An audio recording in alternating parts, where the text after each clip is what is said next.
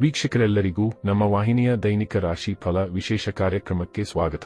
ಇವತ್ತಿನ ಈ ವಿಡಿಯೋದಲ್ಲಿ ನಾವು ವರ್ಷ 2026 ರ ಮಾರ್ಚ್ ತಿಂಗಳಿನ 19 ಮತ್ತು 20ನೇ ತಾರೀಕಿನ ದಿನಗಳ ಸಿಂಹ ರಾಶಿಯ ದೈನಿಕ ಫಲಗಳನ್ನು ತಿಳಿದುಕೊಳ್ಳಲಿದ್ದು, ಇಲ್ಲಿ ಈ ದಿನಗಳು ಸಿಂಹ ರಾಶಿಯ ಜಾತಕದವರ ಪಾಲಿಗೆ ಹೇಗೆ ಸಾಬೀತಾಗಲಿವೆ ಅನ್ನೋದೆಲ್ಲವನ್ನ ಇಲ್ಲಿ ವಿಸ್ತಾರ ರೂಪದಲ್ಲಿ ತಿಳಿದುಕೊಳ್ಳೋಣ.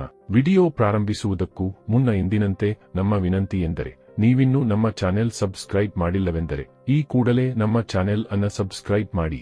ಜೊತೆಗೆ ನಮ್ಮೆಲ್ಲ ವಿಡಿಯೋಗಳ ನಿರಂತರ ಅಪ್ಡೇಟ್ಸ್ಗಳಿಗಾಗಿ ತಪ್ಪದೇ ಪಕ್ಕದ ಬೆಲ್ ಐಕಾನ್ ಬಟನ್ ಕೂಡ ಕ್ಲಿಕ್ ಮಾಡಿ. ನಿಮ್ಮ ಜೀವನದಲ್ಲಿಯೂ ಏನಾದರೂ ಸಮಸ್ಯೆಗಳು ಬಾಧಿಸುತ್ತಲಿದ್ದರೆ ಈ ಕೂಡಲೇ ಸ್ಕ್ರೀನ್ ಮೇಲೆ ಕಾಣ್ತಿರುವ ನಮ್ಮ ಗುರೂಜಿ ನಂಬರ್ಗೆ ಕರೆ ಮಾಡಿ ಶೀಘ್ರವೇ ಶಾಶ್ವತ ಪರಿಹಾರ ಕಂಡುಕೊಳ್ಳಿ. ವೀಕ್ಷಕರೇ, ಮಾರ್ಚ್ ತಿಂಗಳಿನ 19ನೇ ತಾರೀಕಿನ ದಿನವು ಗುರುವಾರದ ದಿನವಾಗಿರಲಿದ್ದು, ಇಲ್ಲಿ ಚೈತ್ರ ಮಾಸದ ಕೃಷ್ಣ ಪಕ್ಷದ ಅಮಾವಾಸ್ಯೆಯ ತಿಥಿ ಇರಲಿದೆ.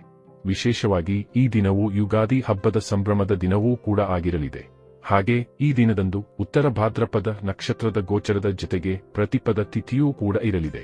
ಚಂದ್ರದೇವನು ಈ ದಿನದಂದು ಮೀನ ರಾಶಿಯಲ್ಲಿ ಗೋಚರಿಸಲಿದ್ದು, ಇಲ್ಲಿ ಸೂರ್ಯದೇವನು ಸಹ ಮೀನ ರಾಶಿಯಲ್ಲಿಯೇ ವಿರಾಜಮಾನನಾಗಿರಲಿದ್ದಾನೆ. ಈ ದಿನದಂದು ಅಭಿಜಿತ ಮುಹೂರ್ತವು ಮಧ್ಯಾಹ್ನದ 12:05 ಹಿಡಿದು ಮಧ್ಯಾಹ್ನದ 12:53 ಇರಲಿದೆ. ಇನ್ನು ಮಾರ್ಚ್ ತಿಂಗಳಿನ 20ನೇ ತಾರೀಕಿನ ದಿನವು ಶುಕ್ರವಾರದ ದಿನವಾಗಿರಲಿದ್ದು, ಇಲ್ಲಿಯೂ ಕೂಡ ಚೈತ್ರ ಮಾಸದ ಶುಕ್ಲ ಪಕ್ಷದ ದ್ವಿತೀಯ ತಿಥಿ ಇರಲಿದೆ. ಹಾಗೆ ಈ ದಿನದಂದು ರೇವತಿ ನಕ್ಷತ್ರದ ಗೋಚರದ ಜೊತೆಗೆ ಬ್ರಹ್ಮ ಹೆಸರಿನ ಯೋಗವಿರಲಿದೆ. ಚಂದ್ರದೇವನು ಈ ದಿನದಂದು ಕೂಡ ಮೀನ ರಾಶಿಯಲ್ಲಿ ಗೋಚರಿಸಲಿದ್ದು, ಇಲ್ಲಿ ಸೂರ್ಯದೇವನು ಸಹ ಮೀನ ರಾಶಿಯಲ್ಲಿಯೇ ವಿರಾಜಮಾನನಾಗಿರಲಿದ್ದಾನೆ.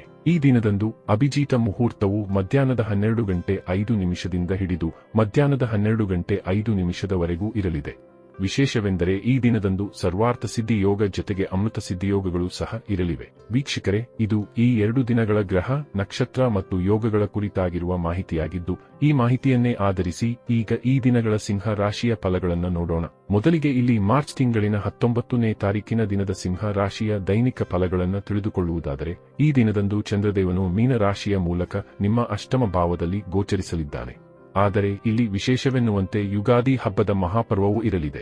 ಮೇಲಾಗಿ ಈ ದಿನದಂದು ಸರ್ವಾರ್ಥ ಸಿದ್ಧಿ ಯೋಗದಂತಹ ಶುಭ ಯೋಗಗಳು ಸಹ ಇರಲಿವೆ. ಇದರಿಂದಾಗಿ ಈ ದಿನ ನಿಮಗೆ ಉತ್ತಮ ಫಲಗಳನ್ನು ಹೊತ್ತು ಬರಲಿದೆ. ಹೀಗಾಗಿ ಈ ಅವಧಿಯಲ್ಲಿ ನಿಮ್ಮ ಮೇಲೆ ಧನದ ವರ್ಷಧಾರೆ ಉಂಟಾಗಬಹುದಾಗಿದೆ.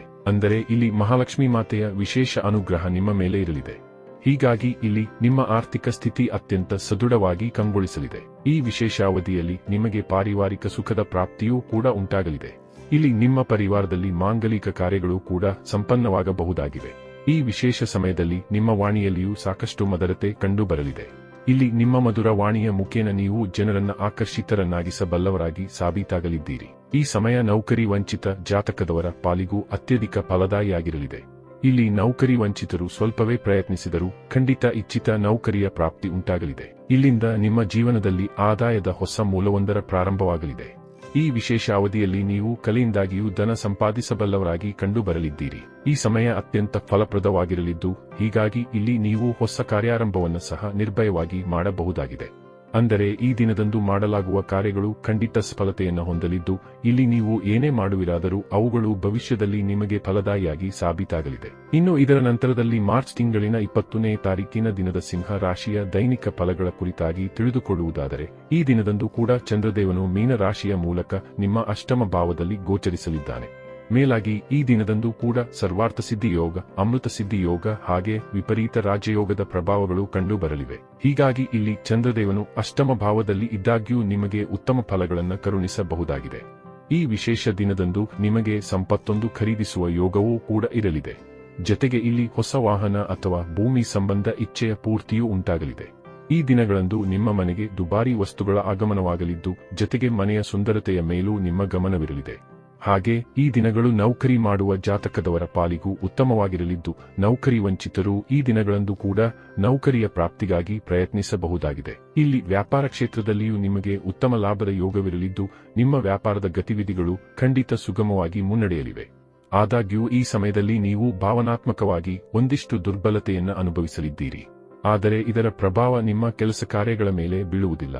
ಹೀಗಾಗಿ ಇಲ್ಲಿ ನಿಮ್ಮ ಕೆಲಸ ಕಾರ್ಯಗಳು ನಿರ್ವಿಘ್ನವಾಗಿ ನಡೆದುಕೊಂಡು ಹೋಗಬಹುದಾಗಿವೆ.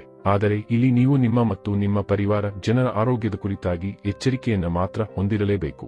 ವಿಶೇಷವಾಗಿ ಇಲ್ಲಿ ನಿಮಗೆ ತಲೆನೋವಿನಂತಹ ಸಮಸ್ಯೆಗಳು ಬಹುವಾಗಿ ಬಾಧಿಸಬಹುದಾಗಿವೆ. ಒಟ್ಟಾರೆಯಾಗಿ ಇಲ್ಲಿ ಈ 2 ದಿನಗಳು ನಿಮ್ಮ ಪಾಲಿಗೆ ಲಾಭದಾಯಕವಾಗಿ ಸಾಬೀತಾಗಲಿದ್ದು ತಪ್ಪದೇ ಈ ಸಮಯದ ಸದುಪಯೋಗ ಪಡೆದುಕೊಂಡು ಮುನ್ನಡೆಯಬೇಕು. ವೀಕ್ಷಕರೇ, ಇದು ಈ 2 ದಿನಗಳ ಸಿಂಹ ರಾಶಿಯ ದೈನಿಕ ಫಲಗಳ ಸಂಪೂರ್ಣ ಮಾಹಿತಿ.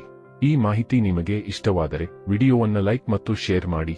ಹಾಗೆ ಚಾನೆಲ್ ಸಬ್ಸ್ಕ್ರೈಬ್ ಮಾಡುವುದರೊಂದಿಗೆ ನಿರಂತರ ವಿಡಿಯೋ ಅಪ್ಡೇಟ್ಸ್ಗಳಿಗಾಗಿ ತಪ್ಪದೇ ಪಕ್ಕದ ಬೆಲ್ ಐಕಾನ್ ಬಟನ್ ಕೂಡ ಕ್ಲಿಕ್ ಮಾಡಿ.